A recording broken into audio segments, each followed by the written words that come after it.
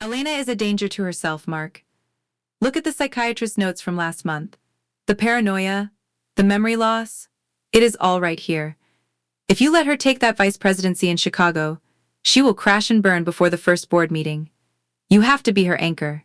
You have to help us keep her here, where we can watch her, for her own good. I stood in the shadowed hallway, clutching my promotion letter, listening to my mother hand my husband a folder of lies. She did not know I was there. She did not know that for the first time in years, the fog in my brain had finally cleared. Have you ever realized that the person who claims to love you most is the one holding the keys to your cage? Drop a heart in the comments if you have ever had to fight for your own truth against your own family. My mother thought she was holding the winning card, but she had no idea that Mark and I were already one step ahead. To understand why she was so desperate to break my mind, I have to take you back to the day the first shadow fell over my life. I backed away from the kitchen door, my heart hammering against my ribs like a trapped bird. I needed to breathe, but the air in my mother's house always felt heavy, thick with the scent of lavender and old secrets. I retreated to the guest bathroom, locked the door, and stared at myself in the mirror. 35 years old, a woman who managed budgets of $10 million and led a team of 40 creatives, yet here I was, trembling because my mother had used that specific, jagged tone of voice. It had started 3 years ago. They called it the fog. At first, it was just exhaustion. I would come home from a high-pressure shoot and find Sarah waiting at my apartment with a container of soup and a handful of clear capsules. "You are burning the candle at both ends, Elle," she would say, her eyes wide and full of false pity. "Your brain chemistry is fragile. Remember what happened in college. We cannot let you slip again. Take your supplements. I got them from the pharmacy especially for your stress levels." I trusted her. Why would I not? She was my older sister, a licensed pharmacist, the one who always held my hand when I scraped my knees. But the supplements did not make me feel better. They made the world feel blurry at the edges. I started forgetting meetings. I would lose my car keys and find them in the refrigerator. Each time I stumbled, my mother was there to catch me, her grip tightening around my throat even as she whispered that she was my only savior. "You are so lucky we are here to handle the details, Elena," Mother would sigh, her voice dripping with martyred exhaustion. "If the world knew how much you struggle just to stay functional, your career would be over in a week. Just focus on making the money, honey. Let Julian and Sarah handle the rest. We are your shield." And I let them. I sent $5,000 every single month to a family account that Julian, my brother-in-law, supposedly managed for my future. I thought I was paying for a safety net. I thought I was buying a peace of mind because I was too broken to manage it myself. But then I met Mark. Mark did not look at me with pity. He did not treat me like a glass vase that was 1 second away from shattering. When I forgot a date or felt a dizzy spell, he did not call my mother. He watched. He analyzed. Mark is a man who deals in data and hard evidence, and about 6 months into our marriage he started noticing the timing. "Elena," he said one evening, gently taking a pill bottle out of my hand, "have you noticed that your tremors only start about an hour after you visit Sarah? And have you noticed that the fog only lifts when we go away for a weekend and you forget to pack these supplements?" I had brushed him off back then. I had defended them. "They are my family, Mark. They have been taking care of me since I had that breakdown in my early 20s. You do not know the history." "I know the present," he had replied, his voice steady. "And in the present, you are a brilliant executive who only becomes a ghost of herself when she is around her mother's house." The real shift happened 3 weeks ago. I had been headhunted for a vice presidency in Chicago. It was a dream job, a massive leap in my career, and it came with a salary that would make my current one look like pocket change. When I told my mother and Sarah, the room went cold. There were no congratulations, there was no champagne. "Chicago," Mother had whispered, her face turning a pale, sickly gray. "Elena, you can barely manage your life here with us 5 minutes away. How will you survive in a city where nobody knows your condition?" "I am fine, Mother," I had insisted, though my hands were shaking. "The doctors say I am stable." "The doctors see you for 15 minutes, Sarah had snapped. "I am the one who sees the real you. I am the one who has to fix the mess every time you spiral. You are being selfish, Elena. You are choosing a title over your own sanity. And what about the family? Julian has already committed that money to the new investment property. You cannot just cut us off." That was the first time the word money had been spoken so bluntly. Not my health, not my happiness, the investment. The next day, Sarah brought over a new bottle of pills. "These are stronger," she told me, "for the transition stress." But I did not take them. For the first time in 3 years, I tucked the capsule under my tongue, waited for her to leave, and spat it into a tissue. Then I gave it to Mark. Now standing in this bathroom, listening to the muffled sounds of my family plotting my downfall in the kitchen, I realized Mark was right. The folder my mother was currently showing him was not a medical record, it was a script. They were not trying to keep me safe, they were trying to keep the bank open. I looked at the promotion letter in my hand. It was more than a job offer, it was my evidence. If I was as unstable as they claimed, why was a Fortune 500 company offering me the keys to their kingdom? I opened the bathroom door and walked back toward the kitchen. I did not make a sound. I wanted to hear exactly how far my mother would go to bury me alive. She is already showing signs of relapse, Mark, my mother was saying, her voice thick with fake tears. She told me she was hearing voices in the office. If she goes to Chicago, she will end up in a state ward. You have to sign these papers.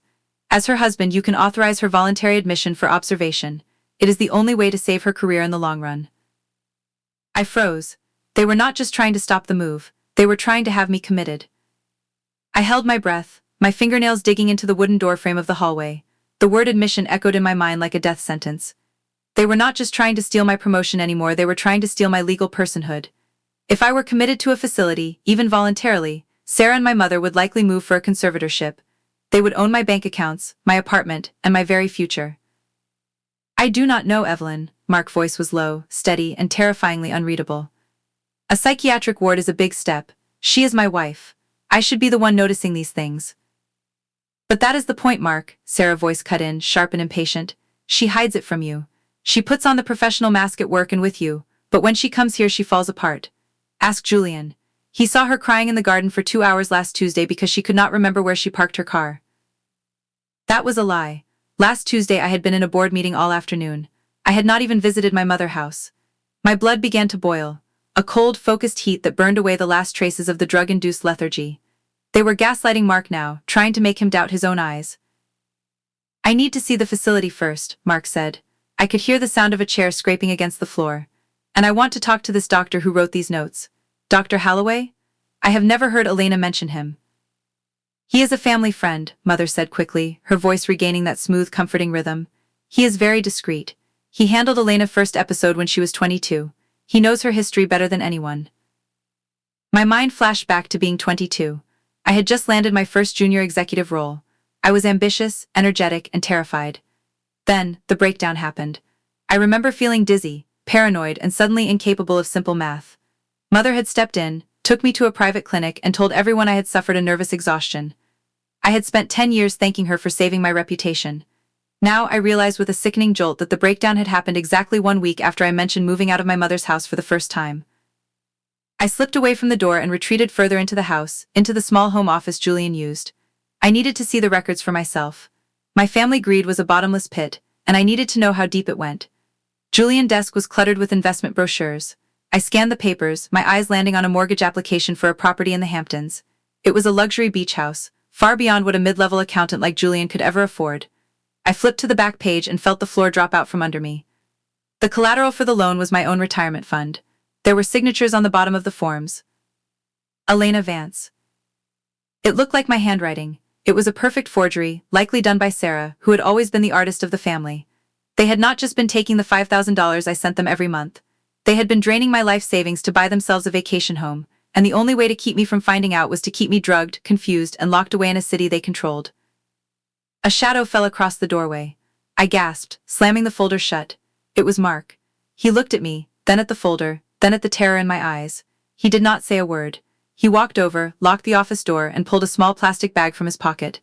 Inside was the clear capsule I had given him the day before. I called my contact at the forensic lab, Mark whispered, his face grim. It is not a supplement, Elena. It is a high-dose antipsychotic normally reserved for severe cases of schizophrenia. It causes memory loss, tremors, and extreme confusion in healthy people. If you had taken this for another 6 months, you would have had permanent neurological damage. I felt a sob rise in my throat, but I choked it back. They are trying to commit me, Mark. I heard them. They have a doctor in their pocket. I know, Mark said, reaching out to grip my shoulders. His eyes were fierce. But they made one mistake. They think I am on their side. They think I am the scared, overwhelmed husband who will do anything to save his wife. They do not realize I have been recording every word of this conversation on my phone since I walked into that kitchen.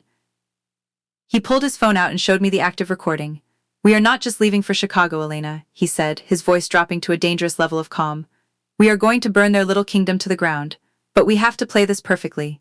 If they suspect you know, Sarah will destroy the medical records she has been faking. We need the paper trail. Julian used my retirement fund as collateral for a beach house, I whispered, pointing to the folder. The signatures are forged. Mark looked at the papers, a dark smile touching his lips. That is not just family drama anymore, Elle. That is bank fraud. That is a felony. Suddenly there was a knock at the office door. Elena? Mark. It was Sarah. Her voice was sharp, suspicious. What are you two doing in there? Dinner is ready. And Elena, you look pale. You really should take your evening dose before we sit down to eat. I looked at Mark. He gave me a tiny encouraging nod. I wiped my eyes, stood up straight, and practiced the mask of the broken daughter one last time. I am coming, Sarah, I called out, my voice trembling just enough to satisfy her. I am having a little trouble remembering where I put my handbag. Oh, you poor thing, Sarah cooed through the door. Do not worry, we are here to take care of everything. The dining room was a masterpiece of suburban theater. My mother had set the table with her finest lace cloth and the silver that only came out for holidays or when she was about to ask for a very large favor. The smell of roasted chicken and rosemary filled the air, a scent that used to mean safety to me but now smelled only of decay. Sit down, Julian said, pulling out a chair for me with a flourish that felt oily and practiced. We need to celebrate. Even if we do not all agree on the Chicago move yet, we are still a family. That is what matters most, right, Mark? Mark sat next to me, his hand finding mine under the table. His grip was a lifeline, a steady pulse in a room full of ghosts. Family is everything, Julian, Mark replied. His voice was so convincing, so perfectly laced with the weary concern of a husband at his wit's end, that I almost believed him myself. I just want what is best for Elena, whatever keeps her whole. Sarah leaned across the table, sliding a small white ramekin toward me. Inside lay a single clear capsule. Take it now, Elle, before the wine hits your system.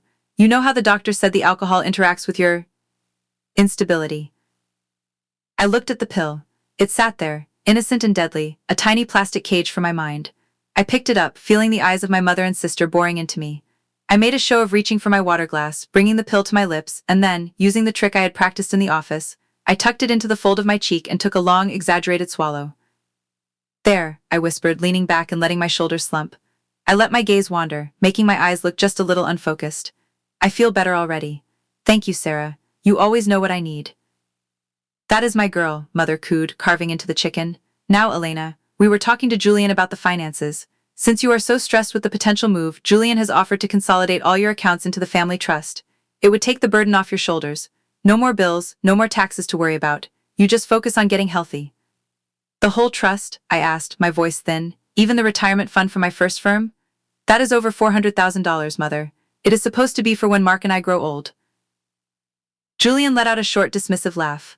Elena, honey, you are thinking about 30 years from now when you can barely remember what happened 30 minutes ago. We need to be practical. That money could be working for us now. We have already started the paperwork to move the funds into the beach house investment. It is a guaranteed return. It is safer there than in a volatile market you are too tired to track. You have already started the paperwork. I looked at Mark. He was staring at Julian with a look of intense, feigned interest. We had to move fast, Sarah added, her mouth full of salad. Opportunities like this do not wait for someone to have a clear day. We used the power of attorney you signed last year during your last episode. It was for your own protection, Elle. You would have thanked us if you were in your right mind. I never signed a power of attorney. I knew I hadn't. That meant there was another forgery out there, likely buried in the stack of papers Julian kept in his locked cabinet. My heart thundered, but I kept my face vacant. I see, I said softly. You are all so efficient. We have to be, Mother said, her tone shifting from sweet to sharp. Because the world is not kind to women like you, Elena. If Mark were to leave, or if you lost this job because of a public breakdown, you would have nothing. We are the only thing standing between you and the street. I am not leaving her, Evelyn, Mark said, his voice dropping an octave, but I am worried. If she goes to Chicago and loses it, the liability alone could ruin us. I saw that folder you gave me. The notes from Dr. Holloway were disturbing. Mother beamed at him, her eyes glittering with triumph. She thought she had him. She thought she had successfully recruited my husband into my prison guard detail. Exactly, Mark. Which is why we invited him over tonight. He should be here any minute. I froze. Tonight? Dr. Holloway is coming here? Just for a casual chat, Elena, Sarah said, reaching out to pat my hand. Her skin felt like a snake's belly. He wants to do a preliminary assessment. If he agrees that you are in a state of crisis, we can bypass the waiting lists at the Highlands Institute. We could have you settled in a private suite by Monday morning. The Highlands Institute. It was a high-security psychiatric facility 3 hours away. It was where people went when their families wanted them to disappear. But the Chicago job, I stammered, playing the part of the confused victim. I am supposed to sign the contract on Monday. If I am in a suite, I will lose the vice presidency. Elena, look at me, Mother said, her voice cold and final. You are not going to Chicago. You are going to get help. The money is handled. The house is handled. Your life is being managed by people who are competent. Now, eat your dinner. You need your strength for the evaluation. I looked down at my plate. The food looked like ash. I felt a surge of pure, unadulterated rage, but I channeled it into a single shaky breath. I looked at Mark. He gave me a look that said, "Wait, not yet." The doorbell rang. "That will be the doctor," Julian said, standing up with a smirk. "I will let him in. Sarah, clear a spot in the living room for the interview." As they scrambled to prepare for my evaluation, Mark leaned in close to my ear. "The minute he starts the interview, I am going to trigger the silent alarm on the security system I installed for your mother last year," he whispered. "It goes straight to the local precinct. And Elena?" I managed to swipe Julian's phone when he went to get the wine. "I have been scrolling through his messages. He was not just buying a beach house. He was planning to sell your current apartment out from under us next month." I felt a cold clarity wash over me. The betrayal was total. It was absolute. They were not just stealing my money, they were erasing my existence. "Let them bring him in," I whispered back. "I want to see the man who sells his medical license to bullies." I stood up, smoothed my dress, and walked into the living room. I did not look like a woman on the verge of a breakdown. I looked like a woman who was finally seeing the world without the fog. And for the first time in 3 years, I was the most dangerous person in the room. The living room felt like a courtroom where the verdict had been decided before the trial even began. Dr. Holloway sat in my father-old wingback chair, looking every bit the distinguished professional in his charcoal suit and silver-rimmed glasses. He opened a leather-bound notebook and clicked an expensive-looking pen. My mother stood behind him, her hand resting on the back of the chair like a queen regent, while Sarah and Julian hovered near the door, blocking the exit. "Elena," Dr. Holloway said, his voice a practiced, low baritone designed to sound soothing. "Your family tells me you have been experiencing some significant lapses lately. Disorientation, paranoia, perhaps even some auditory hallucinations? It is nothing to be ashamed of. We are just here to see how we can best support you." I sat on the sofa, my hands folded neatly in my lap. I made sure to keep my shoulders slightly hunched, my gaze fixed on a loose thread in the rug. I get tired, doctor. The work is very demanding. Sometimes I forget where I put things. And the voices, Elena?" Mother prompted, her voice trembling with a fake sob. "Tell him what you told me about the people in the office whispering about you. About how you thought the coffee was being poisoned." I looked up at her. The irony was so thick it was almost suffocating. They were the ones poisoning me, yet they were using the symptoms of their own crime to prove I was insane. Did I say that, Mother? I do not quite remember. "Classic memory shielding," Holloway muttered, scribbling something in his notebook. "Elena, I have reviewed the files Sarah provided. The progression is concerning. If you do not step back now, you risk a total psychological collapse. I have a bed waiting for you at the Highlands. It is a quiet place. No phones, no computers, no high-pressure meetings, just rest." "For how long?" I asked, my voice barely a whisper. "As long as it takes," Julian chimed in from the doorway. "Do not worry about the finances, Elle. I have already moved the first installment of your retirement fund to cover the costs. It is $50,000 for the first month, but your health is worth every penny of your hard-earned money." $50,000. That was the investment Julian had mentioned earlier. They were using my own stolen money to pay for my imprisonment. I looked at Mark. He was leaning against the mantelpiece, his face a mask of neutral concern. He caught my eye and gave a nearly imperceptible nod. It was time. I took a deep breath and stood up. I did not wobble. I did not look confused. I straightened my spine until I was at my full height, the same height I used when I was staring down a difficult client in a boardroom.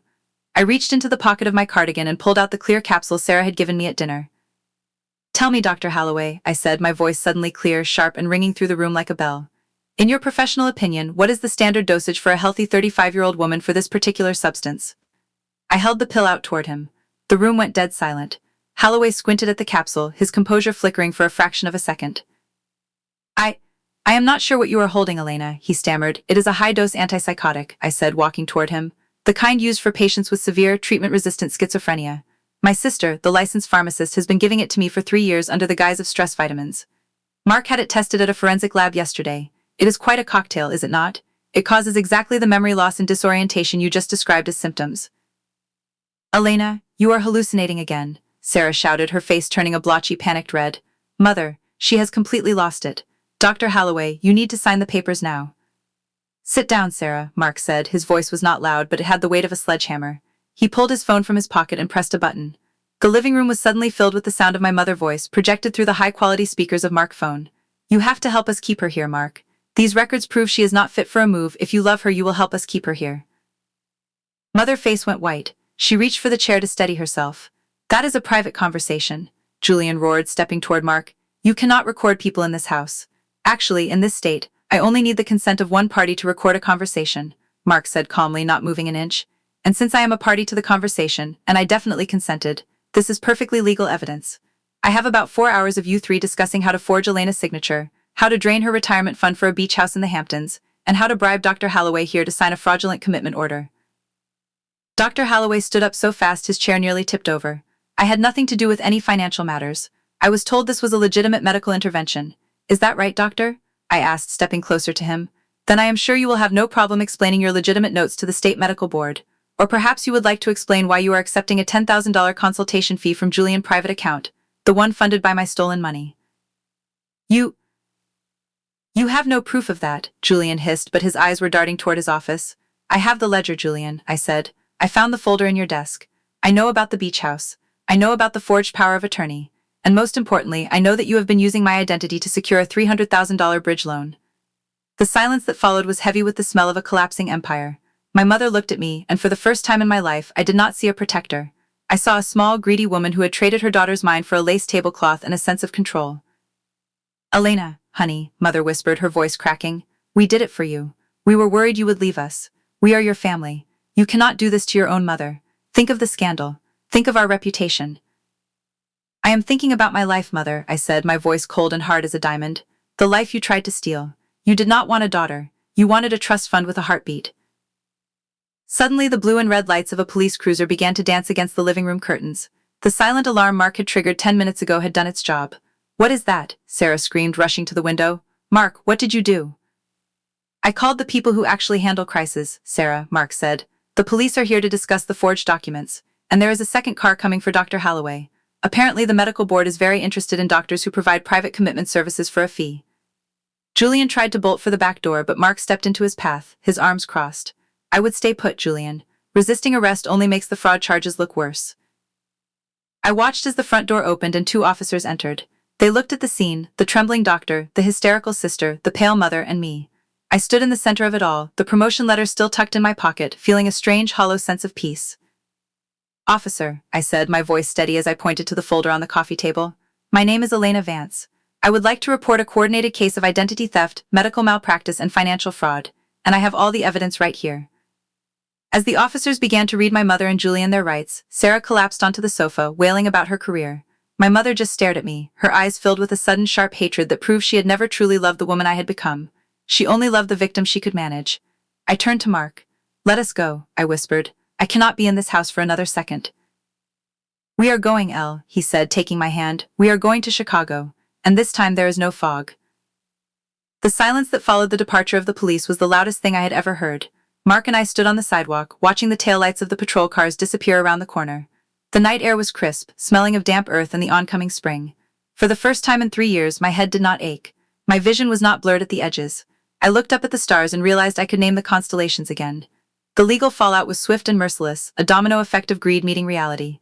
Julian was charged with multiple counts of identity theft and bank fraud. The bridge loan he had taken out using my forged signature was frozen, and the beach house in the Hamptons was seized before he even had the chance to step onto its deck. Sarah lost her pharmaceutical license within the week. The state board did not take kindly to a professional using controlled substances to facilitate a kidnapping for hire. As for Dr. Holloway, he is currently awaiting trial, his reputation in tatters, abandoned by the very family that had bought his soul. I went back to my mother's house one last time to collect the few belongings I had left there. She was sitting in the dark in the living room, the lace tablecloth still on the table, now stained with spilled wine. She looked older, smaller, as if the malice that had puffed her up for years had finally leaked out. "Are you happy now, Elena?" she asked, her voice a thin, dry rasp. "You have destroyed this family. Your sister is ruined. Your brother-in-law is going to prison, all because you could not just be a grateful daughter." I did not scream. I did not cry. I just looked at her with a clarity that felt like a shield. "I did not destroy this family, Mother," I said softly. "I just stopped letting you destroy me. There is a difference. You will be alone in Chicago," she spat, her eyes flashing with a final desperate spark of venom. "Mark will get tired of you. Your job will eat you alive. And when you fall, do not come crawling back here." "I am not falling, Mother," I replied, picking up my suitcase. I am finally standing up. And as for being alone, I would rather be alone in a city of millions than be a prisoner in a room full of family. I walked out the door and did not look back. Mark was waiting for me in the car, the engine idling, our trunk packed with everything that mattered. We drove through the night, leaving the suburbs, the secrets, and the fog behind us. As the sun began to rise over the highway, I pulled out my phone and sent one final email. It was my signed contract for the vice presidency. I am still healing. Some days I still reach for a pill bottle that is no longer there. Some days I wake up in our new Chicago apartment and panic, wondering if I have forgotten a meeting or lost my keys. But then I see the light hitting the lake, and I remember. I am Elena Vance. I am a leader. I am a wife. And I am whole. If you are listening to this and you feel like the people you love are slowly erasing who you are, please listen to me. Trust your gut. Trust the person who treats you like a human being, not a project. You are not broken, and you are certainly not a resource to be mined. Sometimes the only way to find yourself is to leave everyone else behind. Thank you for listening to my journey. If this story touched you, please subscribe for more stories of truth and survival. Remember, the truth does not just set you free, it gives you your life back.